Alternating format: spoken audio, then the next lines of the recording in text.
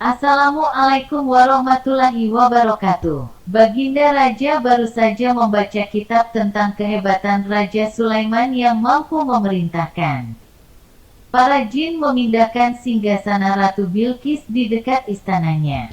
Baginda tiba-tiba merasa tertarik, hatinya mulai tergelitik untuk melakukan hal yang sama. Mendadak beliau ingin istananya dipindahkan ke atas gunung agar bisa lebih leluasa menikmati pemandangan di sekitarnya. Dan bukankah hal itu tidak mustahil bisa dilakukan karena ada Abu Nawas yang amat cerdik di negerinya. Tanpa membuang waktu, Abu Nawas segera dipanggil untuk menghadap Baginda Raja Harun al-Rasyid. Setelah Abu Nawas dihadapkan, Raja pun berkata kepada Abu Nawas, "Abu Nawas, engkau harus memindahkan istanaku ke atas gunung agar aku lebih leluasa melihat negeriku," kata Baginda sambil melirik reaksi Abu Nawas. Abu Nawas tidak langsung menjawab. Ia berpikir sejenak hingga keningnya berkerut. Tidak mungkin menolak perintah Baginda kecuali kalau memang ingin dihukum. Akhirnya Abu Nawas terpaksa menyanggupi proyek raksasa itu. Ada satu lagi permintaan dari Baginda, pekerjaan itu harus diselesaikan hanya dalam waktu sebulan. Abu Nawas pulang dengan hati resah. Setiap malam ia hanya berteman dengan rembulan dan bintang-bintang. Hari-hari ditewatinya dengan kegundahan. Tak ada hari yang lebih berat dalam hidup Abu Nawas kecuali hari-hari ini. Tetapi pada hari ke-9 ia tidak lagi merasa gundah gulana. Keesokan harinya Abu Nawas menuju istana.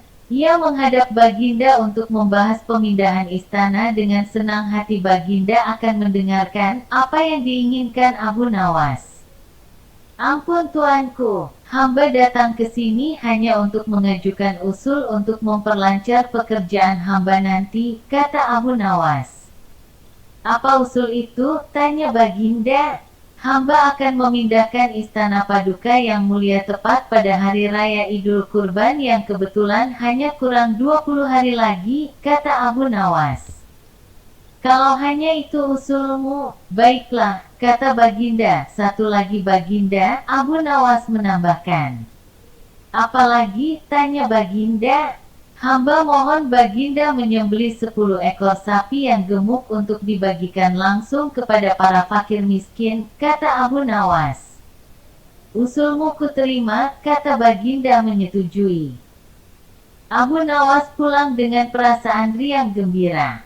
Kini tidak ada lagi yang perlu dikhawatirkan.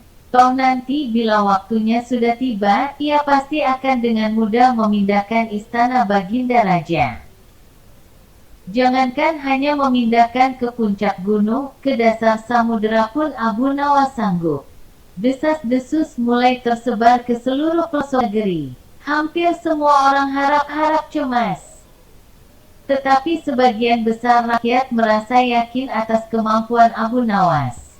Karena selama ini Abu Nawas belum pernah gagal melaksanakan tugas-tugas aneh yang dibebankan di atas pundaknya. Namun ada beberapa orang yang meragukan keberhasilan Abu Nawas kali ini. Saat-saat yang dinanti-nantikan tiba. Rakyat berbondong-bondong menuju lapangan untuk melakukan salat hari raya Idul Adha. Dan seusai salat, 10 sapi sumbangan Baginda Raja disembelih lalu dimasak kemudian segera dibagikan kepada fakir miskin. Kini giliran Abu Nawas yang harus melaksanakan tugas berat itu. Abu Nawas berjalan menuju istana diikuti oleh rakyat. Sesampai di depan istana, Abu Nawas bertanya kepada Baginda Raja, "Ampun tuanku yang mulia, apakah istana sudah tidak ada orangnya lagi?" tanya Abu Nawas. "Tidak ada," jawab Baginda Raja singkat. Kemudian Abu Nawas berjalan beberapa langkah mendekati istana. Ia berdiri sambil memandangi istana. Abu Nawas berdiri mematung seolah-olah ada yang ditunggu. Baginda Raja akhirnya tidak sabar.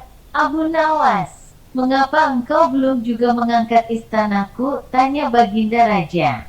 "Hamba sudah siap sejak tadi Baginda," kata Abu Nawas. "Apa maksudmu engkau sudah siap sejak tadi?" Kalau engkau sudah siap, lalu apa yang engkau tunggu? Tanya Baginda masih diliputi perasaan heran. Hamba menunggu istana paduka yang mulia diangkat oleh seluruh rakyat yang hadir untuk diletakkan di atas pundak hamba. Setelah itu hamba tentu akan memindahkan istana paduka yang mulia ke atas gunung sesuai dengan perintah paduka, kata Abu Nawas. Baginda Raja Harun al-Rashid terpana. Beliau tidak menyangka Abu Nawas masih bisa terhindar dari hukumannya. Jangan lupa subscribe, like, dan komen. Dan tunggu cerita-cerita kecerdikan Abu Nawas selanjutnya. Wassalam.